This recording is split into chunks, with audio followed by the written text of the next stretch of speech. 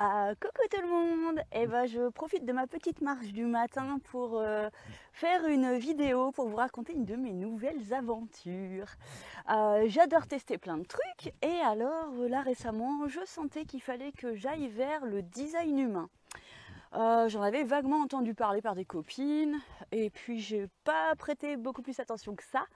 Et puis je suis tombée sur une Instagrammeuse qui s'appelle Véronica Desnoyers. Donc c'est une petite québécoise avec les cheveux bleus ou roses suivant les moments et qui est méga intéressante. Et en fait voilà, elle parlait du design humain.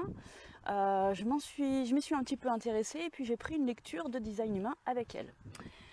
Donc c'est de l'anglais, ça s'écrit D-E-S-I-G-N humain. Voilà. Il y a des voitures qui passent. Et du coup, donc on a fait ma lecture hier, et là, ce fut une révélation incroyable. Donc en fait, le design humain, c'est en fait une science qui vient, chérir en fait le droit que chacun a d'être différent. Donc en fait, pour moi, c'est vraiment une notice d'utilisation de soi qui devrait être genre totalement livré à la naissance. C'est assez incroyable parce que ça vient décrypter exactement qui on est. Du coup, en fait, quand on fait ça, c'est basé en fait sur la date de naissance et l'heure de naissance principalement. Et en fait, la personne donc t'imprime en fait ta charte de design humain, c'est-à-dire que c'est un espèce de graphique sur lequel en fait il y a les différents centres d'énergie et en fait c'est lié à la fois au chakra, c'est lié à l'astrologie, à la kabbale et puis encore à autre chose, je sais plus quoi, un peu plus scientifique. Et en fait ça fait un mélange qui permet vraiment d'avoir toutes les caractéristiques de notre être. Et là du coup c'est super méga hyper intéressant. Alors là j'ai un tracteur qui arrive, donc vous allez entendre beaucoup de bruit. Donc je vais couper la vidéo et je vais la recommencer après parce que sinon ça va être juste horrible pour vous. Oui, c'est la campagne ici, hein. Me revoilà. Donc le tracteur est passé et ça m'a permis de aller vérifier l'info qui me manquait, c'est que le design humain est aussi basé sur le code génétique. Voilà. Dans les faits, ça donne quoi? Eh ben, ça donne en fait des infos hyper méga intéressantes. Et donc en fait, c'est voilà, la petite nana. On a fait un visio qui a duré 2 heures et demie et dans lequel en fait elle m'a expliqué tous les patterns que j'ai, tous les schémas, donc en fait les choses qui pourraient être limitantes, les particularités que j'ai, et comment utiliser les différentes fonctions à l'intérieur de moi. Et c'est vraiment comme si j'avais enfin mon manuel d'utilisation, donc c'est complètement dingue. Et là en fait, mais ça m'a fait une libération mais totalement incroyable. Genre depuis je me sens complètement libre en mode mais du coup je croyais que j'étais pas normale et je lutte à l'intérieur de moi pour essayer de rentrer dans les cases depuis toujours alors qu'en fait non, moi si je fonctionne comme ça c'est juste exactement comme ça qu'il faut que je fonctionne et du coup il faut que j'arrête d'écouter tout le monde, il faut que je fonctionne exactement à ma façon. Donc c'est complètement fou. Et du coup, ça vient beaucoup m'aider dans ce que je vis. Alors, donc là, je vais vous donner les exemples pour moi, mais c'est juste pour que vous puissiez comprendre à quel point ça peut avoir un impact dans votre vie. Et du coup, vous donnez envie de le faire parce que je trouve qu'en fait, on devrait tellement être livré à la naissance avec ça que genre c'est... Ouais, moi, j'ai l'impression que c'est le meilleur investissement que j'ai jamais fait sur moi.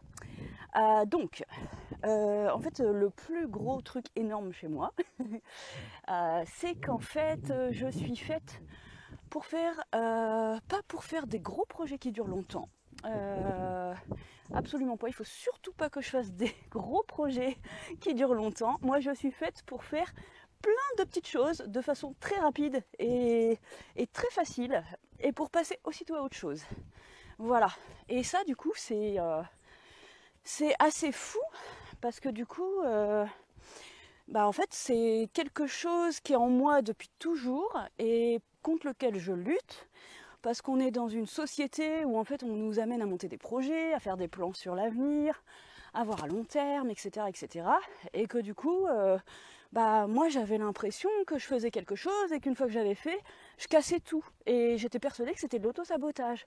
Donc du coup, je passais mon temps à essayer de bosser sur moi tout le temps en me disant quand est-ce que je vais réussir à être heureux, c'est pas possible, j'arrive jamais, etc., etc. Et en fait, pas du tout. Ce qui se passe, c'est que c'est en moi ce besoin de changement constant. C'est-à-dire que moi, ma constance, c'est l'inconstance. Voilà. Et du coup, en fait, quand je monte un projet, et une fois que j'en ai fait le tour, je m'emmerde, je m'ennuie.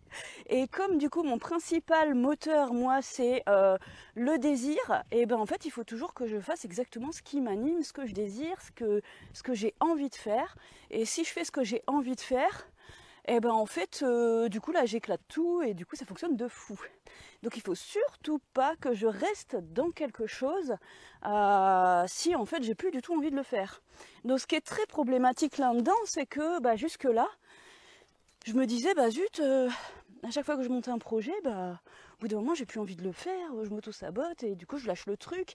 Et tout le monde en fait m'attend entre guillemets, c'est-à-dire que en fait quand je monte quelque chose, les gens me disent ouais t'as vachement de potentiel, il faut que tu le fasses, il faut que tu te lances, oui c'est trop génial, machin, il faut que tu continues, il faut que tu développes.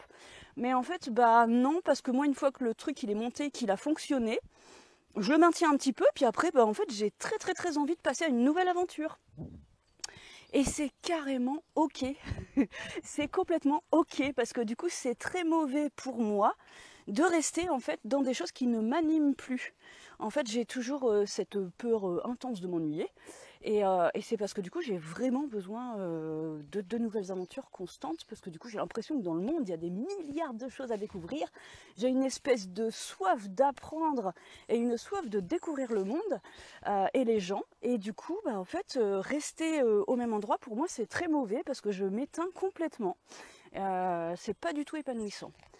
Donc voilà, donc c'est vraiment passionnant, parce qu'il y a des personnes qui sont très très différentes de ça, et puis même la société est très différente. On nous invite à faire un plan de carrière, à choisir un métier, à rester dedans toute notre vie, et en fait c'est pas pour moi ça. Donc du coup en fait me rendre compte de ça, c'est comme si j'avais fait une relecture de ma vie en me disant mais en fait j'ai pas cassé les choses parce que c'était de l'auto-sabotage. À chaque fois, voilà, par exemple un lieu d'habitation, chez moi c'est 2-3 ans. Puis je me disais mais j'en ai marre de déménager tous les 3 ans. Mais en vrai il faut juste pas que je le prenne comme ça, c'est juste au bout d'un moment ça me convient plus, paf, je change. Et c'est carrément ok, j'ai le droit d'avoir plein d'endroits d'habitation. Et j'ai le droit de changer de métier ou de changer de hobby pour découvrir des tas de choses différentes. Voilà. Donc évidemment pour les gens qui sont autour de moi c'est pas toujours évident à suivre, mais le problème c'est que si je reste au même endroit, ça va plus quoi. Donc du coup là c'est assez fou dans ce que je vis, parce que je sens que par exemple par rapport à Plume, je suis dans un moment où c'est plus les mêmes choses qui m'animent, et du coup j'avais une espèce de culpabilité de dire oh là là je sens que je vais encore m'auto-saboter tout ça. Et en fait non, c'est juste qu'en restant dans Plume, en fait j'ai envie de faire des choses nouvelles et d'ajouter des cordes à mon arc et de continuer autrement.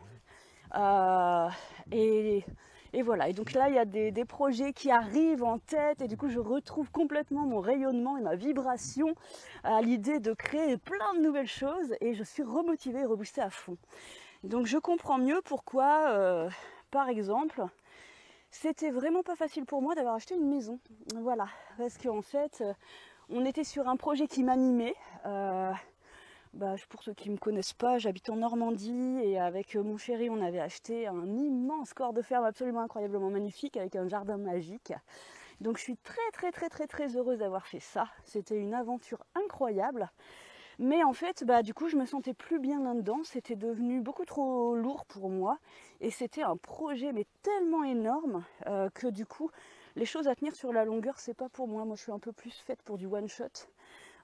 Et créer des petits projets tout le temps que je mène à terme, et voilà. Et sinon en fait ça crée une énorme confusion dans mon esprit, ce qui fait que du coup je me fais des to-do list à rallonge, je sais pas par où commencer, parce que du coup le truc est trop énorme et ça fait une confusion de dingue, je perds toute mon énergie et je fais rien. Et en fait les gens autour de moi ils ont l'impression que je brasse de l'air. Donc ce qui est cool, c'est que maintenant j'ai mis le doigt sur ce truc là, donc du coup je sais comment le contrer. mais c'est surtout qu'en fait j'ai compris qu'il faut que je crée des choses qui soient à une taille qui me convient. Donc en fait des petits projets dont je puisse me dégager dès que j'ai envie. Voilà, dans les choses que je crée, il faut toujours en fait que je me trouve une porte de sortie. Et il ne faut pas que je me lance sur des trucs où je sais très bien que je ne vais pas tenir sur la longueur, je vais me faire chier très vite. Donc voilà, bon. Alors l'idée c'était pas de vous raconter un peu moi ou qui je suis ou ma vie ou machin. L'idée c'est juste de dire mais cette lecture c'était tellement incroyable pour moi parce qu'en fait elle m'a permis de déculpabiliser déjà, mais tellement de m'autoriser en fait à m'envoler vers des nouvelles aventures, là où du coup j'avais du mal à lâcher certaines choses parce que je me disais voilà que c'était de l'auto-sabotage alors que pas du tout.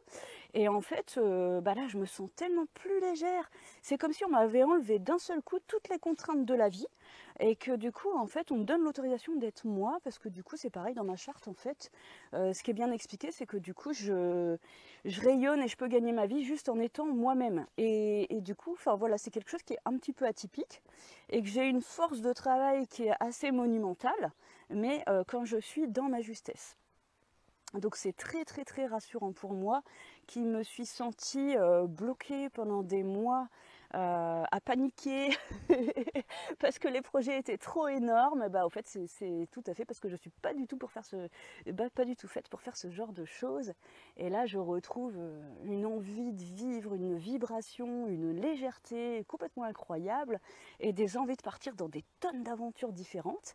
Donc il va falloir que je canalise toute cette énergie pour réussir à savoir par lequel projet je commence et le terminer de A à Z, parce que du coup il sera pas trop gros, du coup c'est trop cool, j'ai envie de m'y mettre.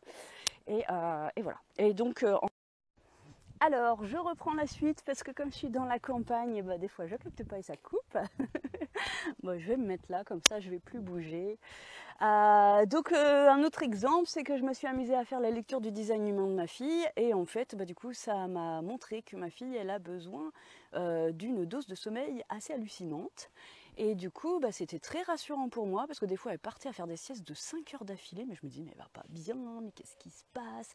Et en fait si, elle fait partie d'une catégorie où du coup il y a énormément besoin de récupération, et en fait du coup elle c'est dans son mode d'emploi de dormir beaucoup. Donc moi ça m'a toujours étonnée, parce que du coup j'ai pas du tout la même capacité de sommeil, mais en fait du coup je me dis mais putain, mais c'est une connerie par exemple dans les grandes familles de vouloir éduquer les 5 enfants, enfin bon, nous on est 5, les 5 enfants de la même façon, alors qu'en fait on se trouve face à 5 êtres complètement différents qui ont des besoins totalement différents, et on vient forcément brider en fait certains besoins. Voilà, donc c'était absolument incroyablement passionnant. Il y a pas mal de personnes qui font ça, le design humain. Il faut fouiller un petit peu sur internet. C'est un petit investissement, mais genre vraiment, j'ai vraiment l'impression que ça change complètement les choses. Donc moi personnellement, si j'avais pu le faire plus tôt, je l'aurais fait plus tôt. Encore une fois, je dis ça, mais là c'est vraiment un truc de dingue. Et donc si jamais ça vous intéresse, la nana qui me l'a fait, elle s'appelle Véronica Desnoyers. Voilà, elle est sur Facebook et elle est aussi sur Instagram. Et je la recommande tellement parce qu'en plus elle est vraiment hyper chaleureuse, hyper bienveillante et très très très intuitive, ce qui rajoute, je trouve, en fait, au design humain qui peut être un petit peu scolaire. Voilà, et je crois que je vous ai tout raconté, donc du coup je vous fais des tonnes de bisous et puis je vous dis à bientôt pour de nouvelles aventures. Salut!